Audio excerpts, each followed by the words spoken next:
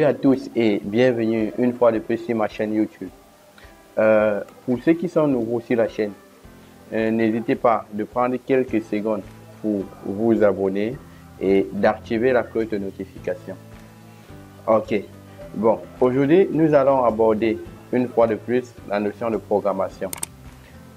Et notre cours d'aujourd'hui doit être basé sur deux articulations. Dans le premier point, nous allons voir par exemple comment installer, télécharger et installer l'outil de développement à utiliser qui est DFC++, qui est un IDE. Et dans un second plan, nous allons voir comment créer un petit projet.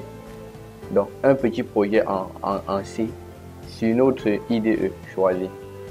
Donc tout de suite après la transition, nous allons directement démarrer avec la première partie qui est téléchargement et installation de DFC++.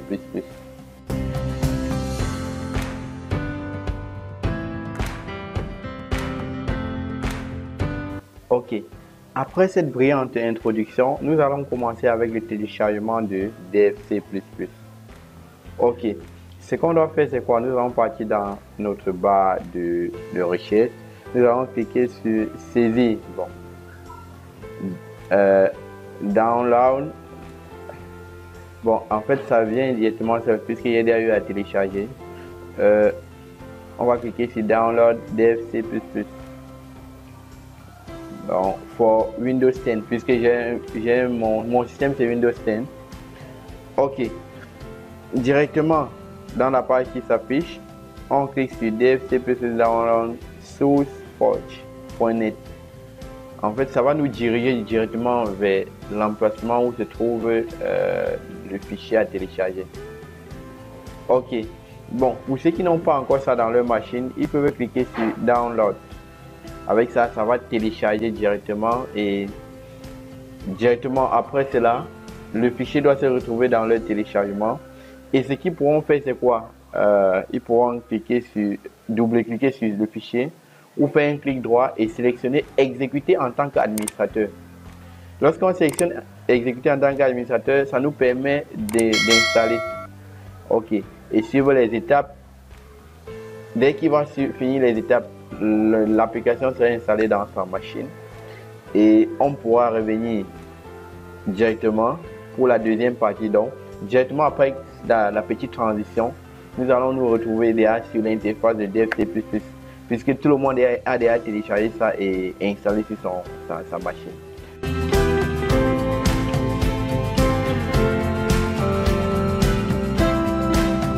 Ok, si vous avez déjà terminé l'installation de votre DFC++, nous allons cette fois voir comment créer un petit projet. Donc en fait, on va prendre juste un petit projet de rien du tout et essayer d'écrire et compiler pour voir ce que ça donne. Donc on va un peu laisser la théorie et voir vraiment la pratique. Ok, donc généralement lorsque nous sommes sur l'interface de DFC++, lorsqu'on veut par exemple créer un projet, on part sur l'onglet fichier, on clique sur fichier. Par la suite, on pointe sur nouveau. Maintenant, dans nouveau, nous aurons project. Lorsque nous sommes déjà au niveau de project, qu'est-ce qu'on doit faire? On veut créer par exemple un programme C. Donc, nous allons cliquer sur quoi? Console application. Parce qu'à notre niveau, on doit essayer de travailler plutôt sur console, pas avec interface graphique. Donc, du coup, on a cliqué sur console application. Nous allons maintenant cliquer sur OK parce que nous avons déjà sélectionné project C. Parce qu'en fait, DFC++ permet d'écrire des programmes C et des programmes C++. Ok. Donc, nous cliquons sur OK. Directement, une autre page vient. Là, on nous demande de mettre le nom du projet qu'on veut créer. Donc, c'est mieux de mettre addition. Addition, puisqu'on veut faire l'addition de deux noms. Donc, le type, c'est MDA par défaut, DFC++, bon, c'est .def. Ok. Donc, maintenant, nous sélectionnons le dossier où ça doit se trouver. Donc, je suis MDA, j'avais déjà créé un dossier projet secondaire. Donc, on met ça directement à l'intérieur et On clique sur enregistrer. Directement, ça ouvre le main de notre fichier. Donc, maintenant, avant de commencer, je vais vous demander directement c'est mieux de supprimer tout ce qui a ici à l'intérieur parce que c'est plus approprié pour le C++. Donc, on efface tout ça et on cale avec la structure minimale d'un code C. Et vous voyez qu'il y a directement deux bibliothèques importées. Lors du coup, je vous ai dit ceci. Les bibliothèques qui se trouvent quasiment dans tous les programmes, c'est stdio et stdlib. Stdio, car dans tout programme, il y a ce qu'on appelle les entrées-sorties. Donc, soit printf, soit scanf. Il y a ces fonctions-là. Et stdlib parce que la plupart des programmes manipulent les variables. Donc, il va falloir importer la bibliothèque qui manipule les variables. Donc, c'est pour ça que nous avons stdlib. Ok, donc notre projet doit avoir 3 variables dans la mesure où on a 2 nombres dont on veut faire la somme. On doit faire la somme et mettre quelque part. Donc, c'est ça l'importance d'avoir 3 variables. 2 variables pour les nombres qu'on doit calculer et une variable pour stocker la somme. Ok, commençons directement en déclarant 3 entiers. Donc, on va dire A, virgule, B, virgule et C. Donc, voilà 3 variables qu'on a déclarées. Maintenant, qu'est-ce qu'on doit faire? Il va falloir récupérer les 2 variables d'entrée, donc les 2 inputs. Je vous rappelle que A et B sont les inputs et C c'est l'output. Output, sortie, variable de sortie, input, variable d'entrée. Donc, du coup, on récupère d'abord nos 2 valeurs. Donc, on va commencer par quoi? Puisque pour récupérer, il y a la fonction printf qui permet de récupérer une valeur. Donc, on va dire à l'utilisateur que entrée une valeur. Bon, ou entrée, c'est mieux un entier. Pour qu'il sache qu'il va entrer un entier. Un entier. Bon. Dès qu'il va voir ça, il va savoir qu'il va entrer un entier. Directement après cela, on fait quoi? Un scanf. On fait un scanf. On récupère cet entier. Avec quoi? Pourcentage D, puisque c'est un entier.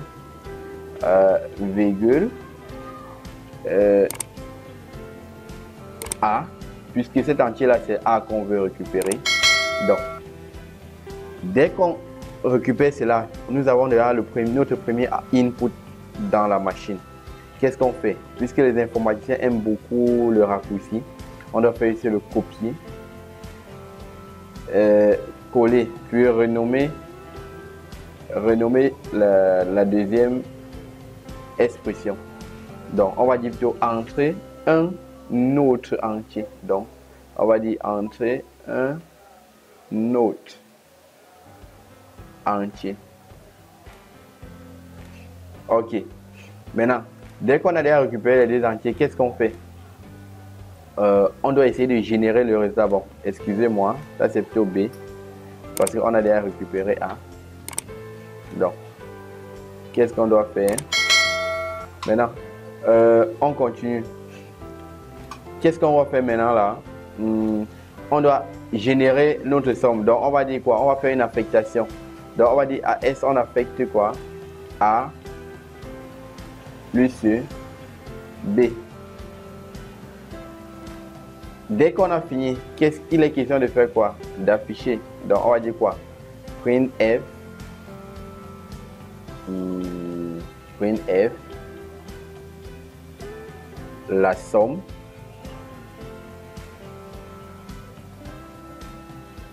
est pourcentage D. Ne jamais oublier l'indicateur de conversion. Virgule S.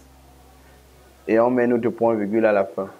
Et aussi, ne jamais oublier les points virgule car si tu oublies un point virgule, tu peux passer toute une nuit à chercher l'erreur dans un code. Peut-être que tu avais juste oublié le point virgule. Donc maintenant, dès qu'on finit, on fait quoi? CTRL S. Ok. Avec ça, on enregistre notre main On enregistre notre main dans notre fichier. Ok. Pour savoir qu'on a fini, nous voyons directement une page noire qui s'affiche. Dans cette page, voici déjà le premier nombre qu'on avait dit entrer un entier. Bon, entrons par exemple les 13. Maintenant, entrer un autre entier, entrons par exemple 45. Qu'est-ce qu'on fait? Ils nous disent la somme est 58. Ok, en fait, tout le texte qu'il y a là, ne regardez pas trop. Le plus important, c'est le résultat. Ok, je pense, voilà comment on fait pour écrire un petit programme en C. Par la même occasion, je voulais profiter pour vous rappeler que un bon développeur, c'est une personne qui fait des erreurs et corrige ses erreurs. Donc, ça veut dire quoi? Ce n'est pas à chaque fois qu'on écrit un code qui donne directement. On peut écrire un code en commettant certaines erreurs. Lors de la compilation, il nous affiche l'erreur et nous, on essaye de rectifier. Ok, nous sommes ainsi parvenus au thème de notre vidéo qui portait sur installation et prise en main de Dev C++ dans le cadre de la programmation C. Si cette vidéo vous a plu, n'hésitez pas de liker, de partager, de commenter même par rapport à certaines doléances que vous vouliez, ou s'il y a des remarques à faire. Et aussi, n'oubliez pas d'activer la cloche de notification pour être informé ou pour être notifié lors de mes prochaines vidéos. Merci.